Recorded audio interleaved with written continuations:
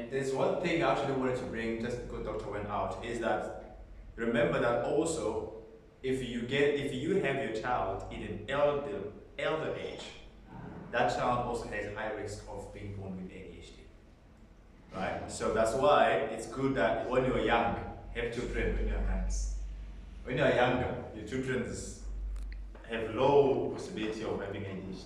So that's medically diagnosed. Like if you are on a, like for example, you are on your 50s, going up, and you have children, then those children have high possibility of having ADHD.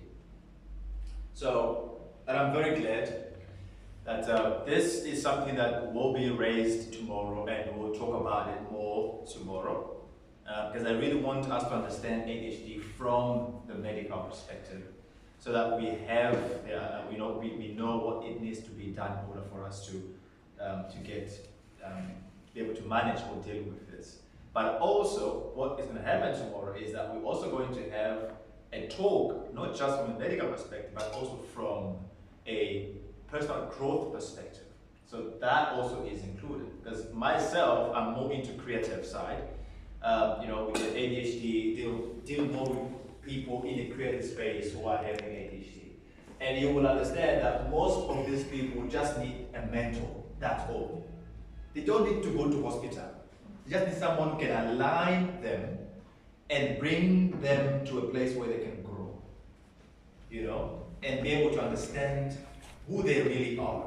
Because the real talk around the world today, when we talk about ADHD, we are talking about neurodiversity, right? So this neurodiversity, because a normal person scientifically is called a neurotypical, right? So if you are called a neurotypical, it means you're a normal person who lives like the society, like just Dr. said here. You live by the norms. You don't take your shirt off when it's hot. You don't run up and down without no reason. That's a neurotypical person. But a neurodiverse person is someone who has different personalities. He can't manage all of them, that's why it troubles them.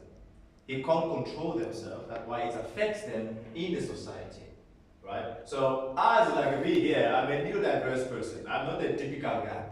So you will never see me behaving like a normal person, right? I'm always, you're gonna understand me. Yeah.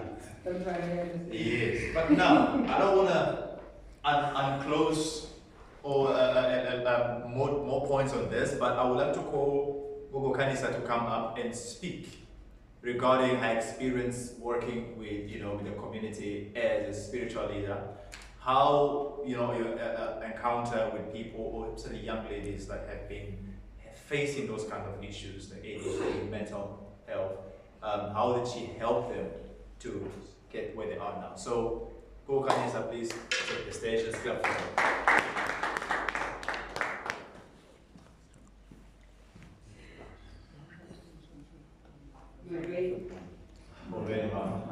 Ninja. Siyabuzanathi. Lochana. Dimacheloi. Good morning. Goeiemorgen. Getting there. Bonjour. Getting there. My name is Yelisa Mapuso. That is a name that was given by my parents. Also known as Gogo Kanisa. I am a spiritual healer. Can put it like that. What am I? What am I? A lot of things. You can say that. I am a mother to the community. I am a mother. I'm not going to say I'm a father, because there are fathers out there that are also present into my children's life. I have a lot of things that I'm doing. I'm not alone here. There is a principal chief.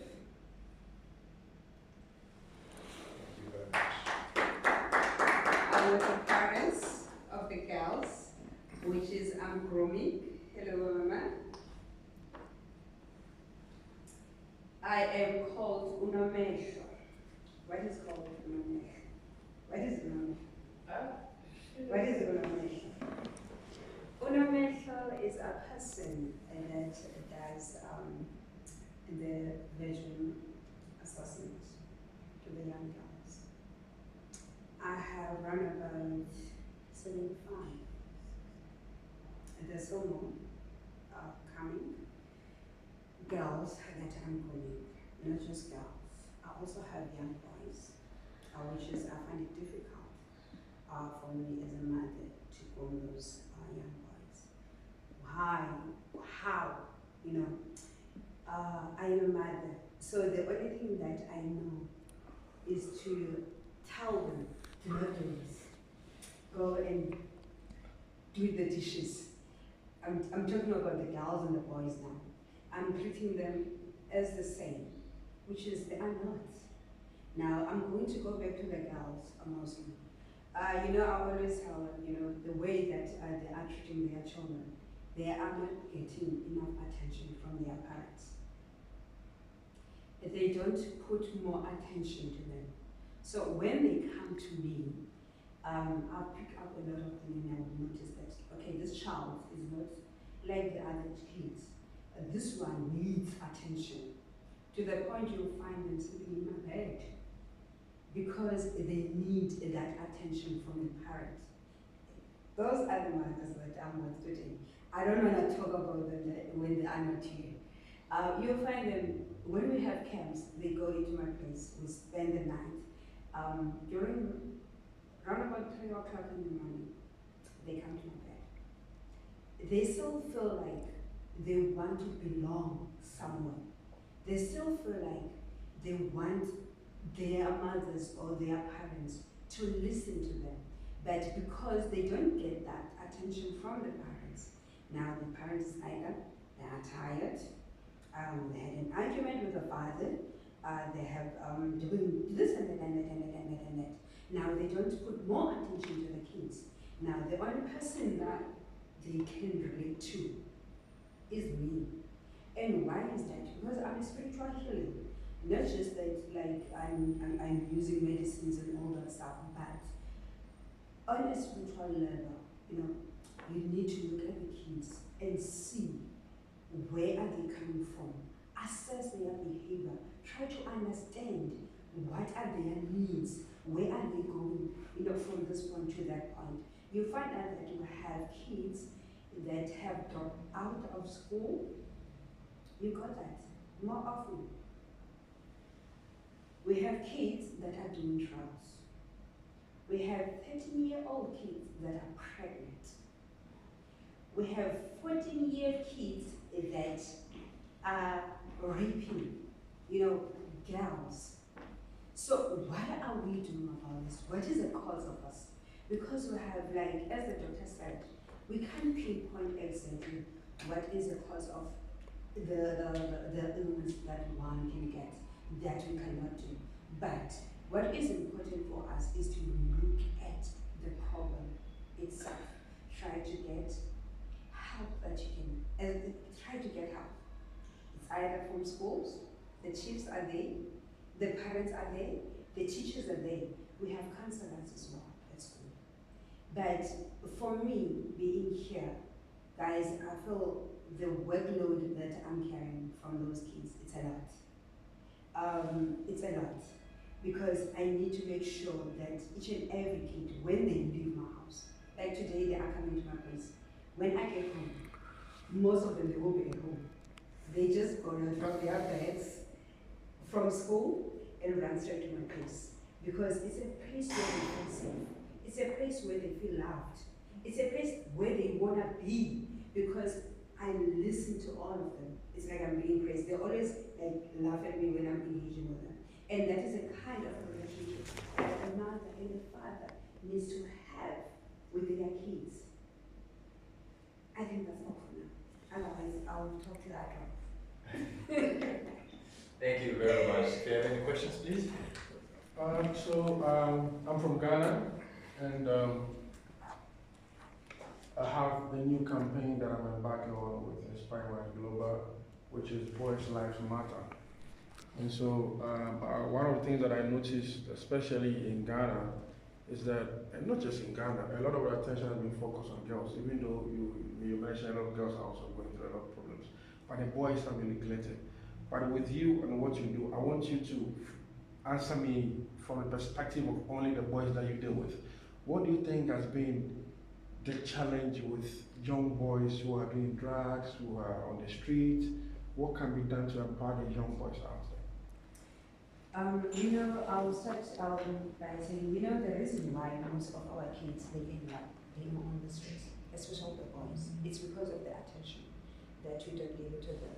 It's not because the mother is not doing a great job or the father is not doing a great job. We are trying to when you speak to a child, there are things that you can say, there are things that you cannot say. For example, if you shout a child, you cannot tell that child that you are going to be a criminal. That is your mistake. You cannot say that. Why? Because you are planting a seed into that child's mind that it is okay to be a criminal. Now, you find out that you have raised your child well, but the minute you keep on shouting at him or her, you are planting the seed that it is okay for you to do that, even though it was not intentionally. But the way that you keep on saying all the bad things to this child, the only thing that I will say to parents is that when you talk to your child, do not shout. Speak to your child as if you are talking to an adult. Do not tell the child that, you know what, you are going to be a rapist, you are going to be a robber, you are going to be, doing this and that and that and that, that is wrong. That is why you find out that now most kids, they are going out there to explore the ideas that you have planted into their own heads. You told the child, he is going to be a rapist. Now he is interested in knowing how is a rapist lives and what is it that they are getting. Now they want to feel, that idea, and explore it. That is the reason why we have this child now that are doing drugs, because we keep on planting the seed into their own mind. I'm not sure whether I answered. Thank you. Yeah, can I input? Once again, hello to everyone. My name is Cesar. Yeah, I've managed to try a project over here called Sikumbolile West Coast Youth Foundation for the youth of the entire city of Cape Town, but in the Black Townships mostly. And I was truly interested by the question that you are asking and the privilege of the madam here by interpreting it into her own point of view. The reason for these things that are happening here, like that we are asking about boys and men who are in drugs and who are in all those kind of things, in this world we live in, I believe that now every country in this time of life has managed to rise and managed to grow and managed to develop and managed to sustain their world and managed to sustain their countries and moving from places to places. Therefore, for us to have a problem of dragonity, gangsterism, maybe rapism, all those things that are negatively, as has managed to say, this thing is a government system. It is a government system of the whole world government system, where now they've managed to realize that now it's another time of life where everything is money, is financially grown, because most opportunities that are happening now are economically. So now for them to cut down people whom will manage to achieve those wealth or those economic opportunities, they have managed in this period of 10 years ago or 15 years ago to educate every child, to educate every boy and every man about drugs, about rapism, about all the victims' empowerment and substances through life that can make someone a success. They have done it in this period of 20 years to 15 years, and now we've managed to grow from that until this time of year or this time of years where opportunities are everywhere. But now, since they are greedy for wealth, greedy for money, greedy for economy, what they educate everyone to have a great intelligence and a great mentality what of developing the street, developing the communities, developing the municipalities, developing the country, and developing the continent and the entire world. And then they take away all that education once again that they managed to have. And then the system puts back what criminology and criminalism what into the communities. And this is a system of the world system and the world of the government. You see? So the reason number 2 is what?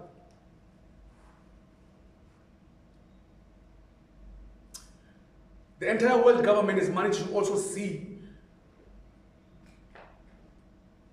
that young people what are not yet of this time of life are not yet mentally fit or mentally stable about the ways of keeping their streets so well.